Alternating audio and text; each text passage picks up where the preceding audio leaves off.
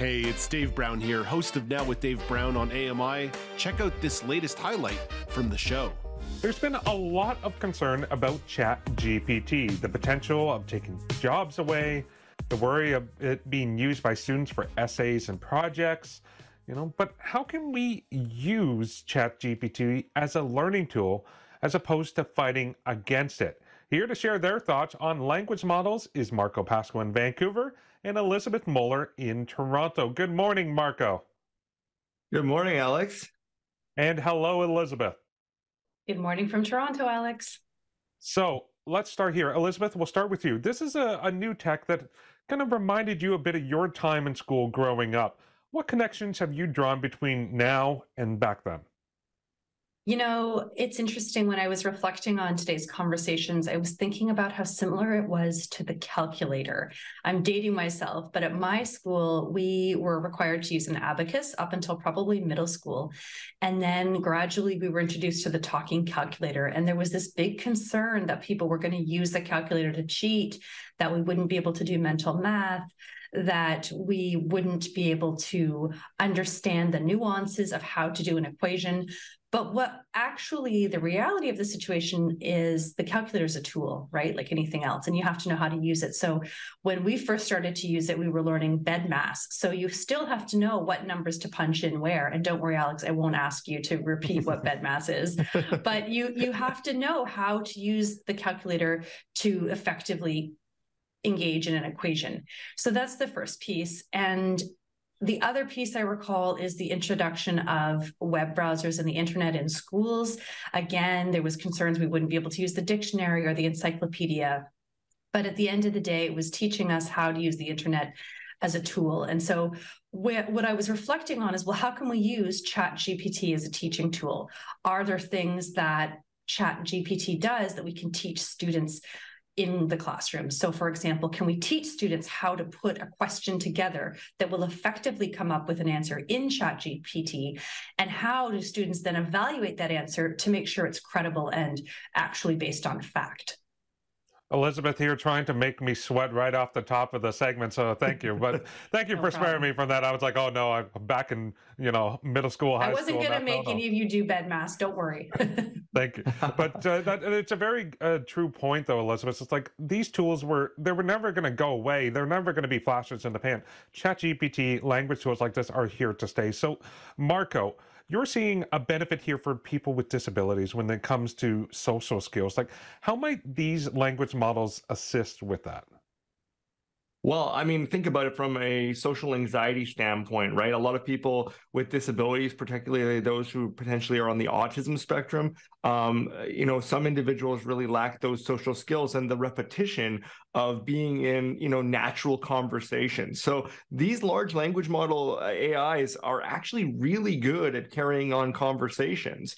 And I think the opportunity to kind of practice those skill sets, whether it's practicing for a job interview, that could be really interesting to type in the type of industry of job that you're looking to go into from an employment perspective, and then say, could you prepare for me some questions that may be asked of me in this type of industry, or just have general social conversations. I think that there's a real opportunity here for people to recognize the fact that these models, yes, they have been trained, and yes, they're not real individuals, but they can prepare us for the real world. And I do think that that's kind of exciting, and especially since, the majority of the work that I do is around inclusive hiring and kind of unlocking the skills of individuals with disabilities in ways that maybe your traditional interview process doesn't necessarily do for people. Well, and there's certainly, you both touched on this, that there's ways to go about using tools like this, and it could be you end up using and training different types of skills instead of the traditional, actually writing down or writing a script or writing an essay, but it's more, okay, now I need to edit. Now I need to, interpret information instead of just produce the information. Elizabeth, you talked about, it's like, okay, well, like the calculator, it's going to be here, let's figure out how we can integrate it within the educational system. But what do you think there should be in terms of limitations on how we use Chat GPT in those types of settings? Yeah, I mean, I think there's certainly a place for the long form essay, and I think there's certainly a place for the type of writing that Chat GPT does, like letter writing. So I think, again, it's teaching students the basics in class, getting them really comfortable with that, and then using Chat GPT just the way we would as a calculator, as a tool to sort of enhance. So for example, one of the things that we're doing in the course I taught was teach backs. So rather than having students go away and produce a long essay, and we're never sure if that essay was actually produced by the students, you can do the research using Chat GPT if you want, and then you're required to come to the class and actually teach back to the other students what you've learned. So that's using skills from your own analytic skills, your research skills, your presentation and communication skills.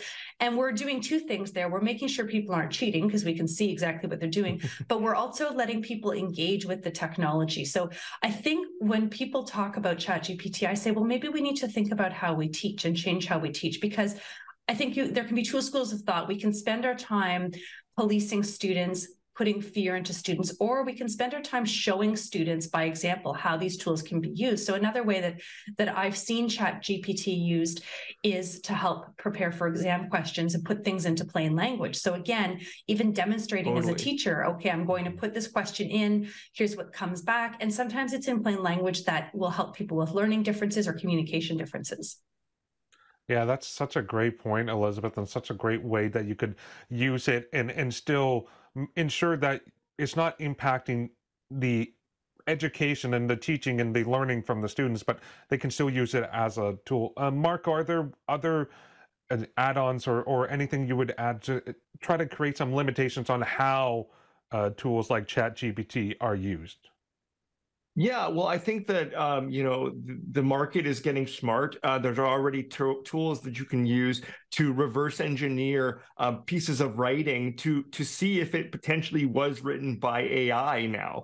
So you are getting tools that are being created on the opposite end to ensure that somebody isn't being duped in a particular way, especially in higher end job opportunities where you don't necessarily want somebody to be able to cheat on their bar exam, and then you have somebody practicing law who never actually had the skills to begin with, right? So I do think that there is things that we need to watch out for. There has to be some form of guardrails for this. Otherwise, we are going to fall off the rails, I think, a little bit here. And also, I don't want us as human beings to become so reliant on this technology that we lose all aspects of our own creative nature and our own ability to be analytical and self-analyze and use critical thought, right? So this is one of the reasons why I think it's so important that we do put in place some of these types of things, but I do think that the benefits outweigh the negatives, in my opinion.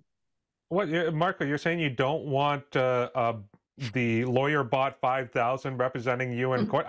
Based on some of the lawyers that I've seen and seen practice, I would have more faith in a chatbot lawyer than some of them, I will say. You may be onto something, Alex. Yeah. Yes. Yeah, you just have the assistants. The paralegals are the humans that correct any issues that come up. But Elizabeth, of course. Yeah. Elizabeth, last thought for you on the educational side of it. Like, how can parents and educators ensure that the students don't get dependent and lose those skills? You've given a few tips on it, but are there other things that can be done even outside of the classroom, maybe even at home, to ensure that kids aren't just dependent on this, they're still actually getting valuable skills? Yeah, I can think of one thing right off the top, and that's reading if your kids are younger with your kids. If the kids are not younger, encouraging them to read. Having designated time where you're not on your devices. Your kids see what you do. So if you're always on your phone, if you're always connected, kids see that. And if you have that time where you're disconnected and you're engaging in critical dialogue as a family, or you're reading a book together as a family, or you're doing a project out in nature together as a family, those are the opportunities that parents can harness to help kids build those skills. So I think, the tip for me is I always think about our kids are sponges, right? So they see what we're doing. So I think just setting really clear boundaries about how much time is spent on devices and what we use our devices for. And so we'll shift. Yeah, and we're going to shift quickly from the educational side to the employment side. So for you, Marco, we always have heard, these are things that, oh, the Chat GPT, it's going to take away jobs. Oh, it's going to make certain jobs obsolete. How can it be used to bring people into the job market, fill those gaps in employment instead of taking people away from employment? Yeah, absolutely. I think that there's obviously certain skill sets that individuals, depending on their disability potentially, that they struggle with certain areas of things, whether it's for example, if they're a coder or they're a programmer and they're having issues with certain elements of their code, Chat GPT, I'm sure we've seen that it can review things like code, but even on a more simplistic level, are there aspects or tasks to your job that you really have difficulty with? Maybe you have cognitive challenges, and so your boss has asked you to do an order for a set of materials or things like this. Now there's technology like something called Auto GPT, which actually utilizes third-party API bots to do a sequence of activities for you by just typing in a simple instruction. So for example, if you said something like, I need to order X many pencils, or I need to get the best deal on poster paper, or things like this in the area and have it brought to the office, you could type that in, hit enter, and what it actually does is it actually searches using other bots for you to find the best source of that item that you've asked for. It can actually make the phone call for you. It can actually pretend to be a human being on the other end of the phone, make the phone call for you, interact with the person on the other end of the call, and actually make sure that that order has been shipped and is sent over to your office. So something that would be very complex for certain individuals, because there's a number of different tasks that have to be done in order to accomplish the goal. This is something that Auto GPT and other AI bots coming down the pipeline can do for someone to help them, increase their efficiency and their productivity while still being able to do their job and really, apply the skill sets that they have into the role that don't necessarily require them to do tedious things like what I just described. I mean, it's such a great opportunity going forward. There's obviously those fears, those concerns. We've talked about it. I can't wait to see what the positive potential, as you kind of both have laid out. Like there is a lot of great areas that they can go and how it can improve. Unfortunately, we've run out of time. I always love chatting with you both. You guys always have so much to say. Thank you both for taking the time and really diving into this topic. It's been a lot of fun. Thank you, Alex. Okay, yeah, thanks, so Alex. I know this has been done in exhaust, but I think it's important to talk about it. Absolutely, because it keeps changing. Absolutely, and I'm sure this is going to be something we will revisit down the road again. So thank you both. That was Marco Pasqua in Vancouver and Elizabeth Mohler in Toronto. Do you want to dive into more conversations like this? Watch Now with Dave Brown weekdays at 9 a.m. Eastern on AMI.TV or download the podcasts wherever you listen.